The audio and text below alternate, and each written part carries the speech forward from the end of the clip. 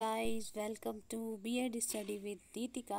आज हम डिस्कस करने वाले हैं टीम टीचिंग, जो कि आई थिंक इस यूनिट का लास्ट टॉपिक होगा। बाकी जो भी बच्चे ये इम्पोर्टेंट है इसलिए पढ़ा रही हूँ, और बाकी दो टॉपिक और बचते हैं, उसके नोट्स हम बाद में कराएंगे। कल से हम नया चैप्टर वो सब्जेक्ट शुरू करेंगे। ओके, अगर आपको ये सेशंस अच्छे लगते हैं तो प्लीज़ कमेंट करके बता दीजिए, और अगर कोई सजेशन हो तो आप बता सकते हो। ठीक है, तो we are discussing about team teaching. ठीक है, तो मेनली हम पढ़ रहे हैं टीचिंग टेक्निक्स, कैसे पढ़ाया जाए, टीचिंग ट्रेनिंग टेक्निक्स। ठीक है, जो भी स्टूडेंट लर्नर्स होते हैं उनको कैसे ट्रेनिंग दी जाए, जो बिगनर्स होते हैं, जो टीचिंग के फील्ड में अपना कैरियर बनाना चाहते हैं, उनके अंदर परफेक्शन लाने के लिए उनको किस किस ट्रेनिंग की टेक्निक्स के द्वारा ट्रेनिंग दी जाए, ये चीज़ें हम यहाँ पे पढ़ रहे हैं। कल हमने दो टॉपिक पढ़ लिए थे, माइक्रो टीचिंग और simulated social skill teaching. I hope आपको वो भी समझ में आया होगा। अब हम डिस्कस करेंगे टीम टीचिंग। तो टीम टीचिंग के लिए समझने के लिए हम पहले ये फ़ोटो देखना होगा। यहाँ पर दो टीचर पढ़ा रहे हैं। ठीक है, तो टीम टीचिंग क्या होता है, बेसिकली एक कोलेबरेटिव लर्निंग टीचिंग होती है। ठीक है, और बच्चे के वहाँ पर दो या दो से अधिक टीचर ग्रुप में आकर के बच्चों को पढ़ाते हैं। ठीक है, तो अभी हम डेफिनेशन देखेंगे।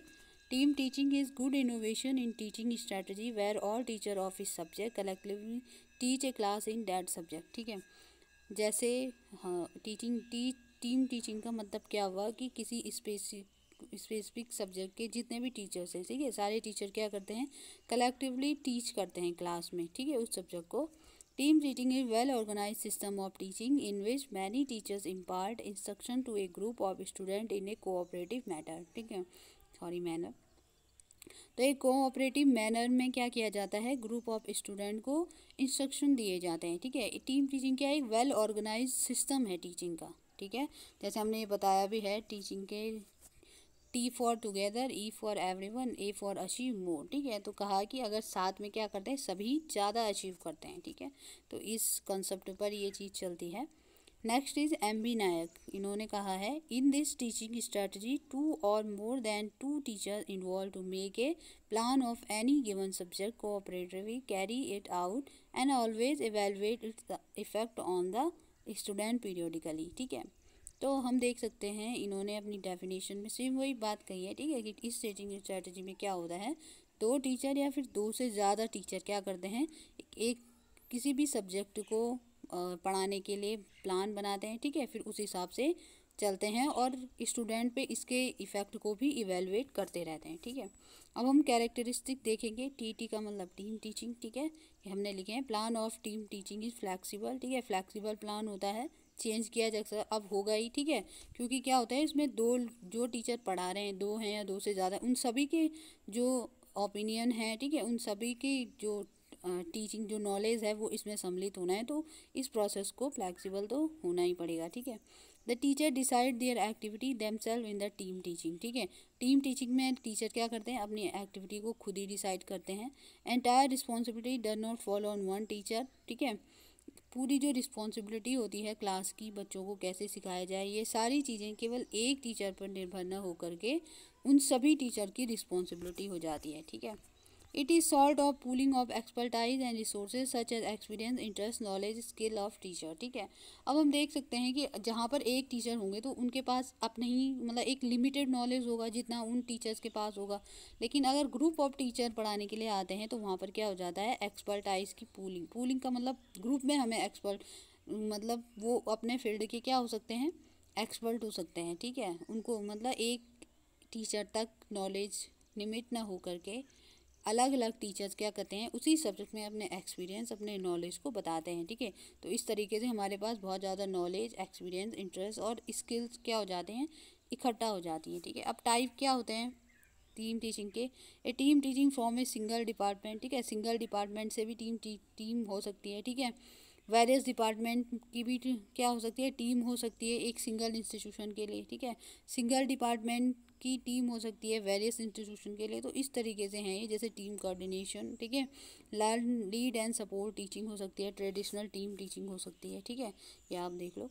उसके बाद नेक्स्ट है प्रोसीजर क्या क्या होता है, ठीक है। पहले प्लानिंग होती है, फिर ऑर्गेनाइजिंग होगा, ठीक है। कितने टीचर्स इस पर मतलब पूरे सिस्टम को डिसाइड किया जाएगा, कितने टीचर उसके अंदर सम्मिलित होंगे, ठीक है, कितने टीचर वहाँ पर पढ़ाएंगे, सारी चीज़ें। उसके बाद लास्ट में होगा इवेलुएशन, ठीक है। अब इसके एडवांटेज क्या होंगे, तो सबसे पहले फैकल्टी यानी कि जो पढ़ा रहा है, यानी कि जो टीचर्स हैं, उनके लिए क्या एडवांटेज है, ठीक है। लर्न अबाउट टीचिंग, उनको क्या हो जाएगी, टीचिंग की समझ हो जाएगी। लर्न, भले उन्हें समझ पहले से है, लेकिन कभी क्या होता है हम दूसरों से भी सीखते हैं, ठीक है। तो हो सकता है उनमें से कुछ टीचर की स्किल बहुत अच्छी हो, ठीक है, तो वो आपस में सीख सकते हैं, ठीक है। अपनी ओन टीचिंग स्किल को इम्प्रूव कर सकते हैं, ठीक है। क्रिएटिव असाइनमेंट्स के लिए उनके पास अपॉर्चुनिटी हो जाती है, ठीक है। सोलो टीचिंग को वो अवॉइड कर सकते हैं, ठीक है। उनको क्या मिलेगा, साथ में रहने का, साथ पढ़ाने का, उनका एक्सपीरियंस बढ़ेगा, ठीक है, उनका नॉलेज बढ़ेगा, ठीक है। और डिसिप्लिन और बिल्ड कॉलेजियल रिलेशनशिप्स, ठीक है। तो जैसे टीचर अगर ग्रुप में पढ़ाएंगे तो उनमें क्या हो सकती है, एक अच्छी बॉन्डिंग हो सकती है, ठीक है। और अपने अपने अपने जो डिसिप्लिन्स हैं, अपने अपने जो क्षेत्र हैं, उनमें वो क्या होते हैं, नई चीज़ें पा सकते हैं, ठीक है। अब है फॉर स्टूडेंट, अब स्टूडेंट के लिए क्या है, जो स्टूडेंट की एनालिटिकल एबिलिटी होती है उनको डीप करते हैं, ठीक है। अब देख आप समझ ही रहे होंगे कि टीम टीचिंग में बहुत सारे टीचर्स हैं, उनके अपने अपने एक्सपीरियंस है। तो एक स्टूडेंट क्या होगा, उन सारे टीचर्स के एक्सपीरियंस को गेन करेगा, ठीक है। उसको हेल्प मिलेगी उनके नज़रिए से, उनके एटीट्यूड से, ठीक है, और वो उनसे सीखेगा, ठीक है। Help to build bridge of understanding cross discipline for both faculty and student, ये और दोनों के लिए क्या होगी, उस डिसिप्लिन जो भी वो सब्जेक्ट पढ़ा रहे हैं उससे रिलेटेड जो भी डिसिप्लिन्स हैं, ठीक है, उन सारी चीज़ों को क्या होगा, अंडरस्टैंड करने में मदद मिलेगी, ठीक है। Create a greater sense of academic community, ठीक है।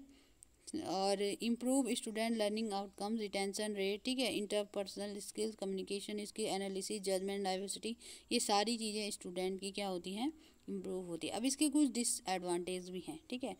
पहले तो ये कि कोलैबोरेटिव वर्क के लिए एक सफिशेंट टाइम चाहिए होता है, जो कि अब आज के टाइम में है नहीं, ठीक है, ठीक है।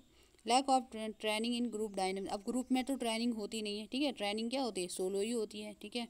तो अगर ट्रेनिंग नहीं होगी तो कैसे वो टीचर आपस में कोलैबोरेट कर पाएंगे, ठीक है।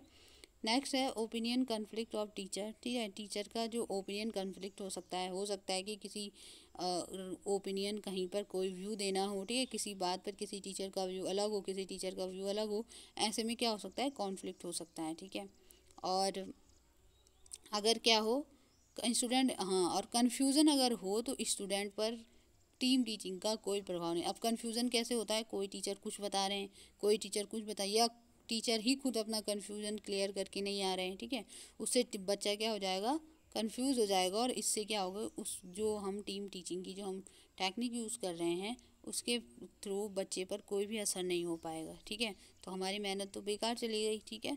तो अच्छे मैनेजमेंट और अच्छे अगर ऑर्गेनाइजेशन के साथ इस टीम टीचिंग को किया जाए तो ये बहुत अच्छा साबित हो सकता है। अक्सर हम देखते हैं जो सेमिनार्स होते हैं, ठीक है, जो ग्रुप डिस्कशन सेमिनार्स होते हैं, वेबिनार आज के टाइम में हो रहे हैं, ठीक है, यहाँ पर बहुत सारे टीचर्स हो तो कहीं ना कहीं हमें क्या होता है, मदद भी मिलती है, ठीक है। अगर हर एक चीज़ वेल ऑर्गेनाइज हो तो हम इससे क्या कर सकते हैं, हमें हमारी हेल्प कर सकता है एक अच्छी अंडरस्टैंडिंग बनाने में किसी भी सब्जेक्ट के बारे में, ठीक है। आई होप आपको ये समझ आया होगा। कल से हम नया सब्जेक्ट शुरू करेंगे, असेसमेंट फॉर लर्निंग, ठीक है, उसकी यूनिट 4 शुरू करेंगे। बाकी इसमें 2 यूनिट और बचती हैं, उनको हम बाद में डिस्कस करेंगे, ठीक है। Thank you.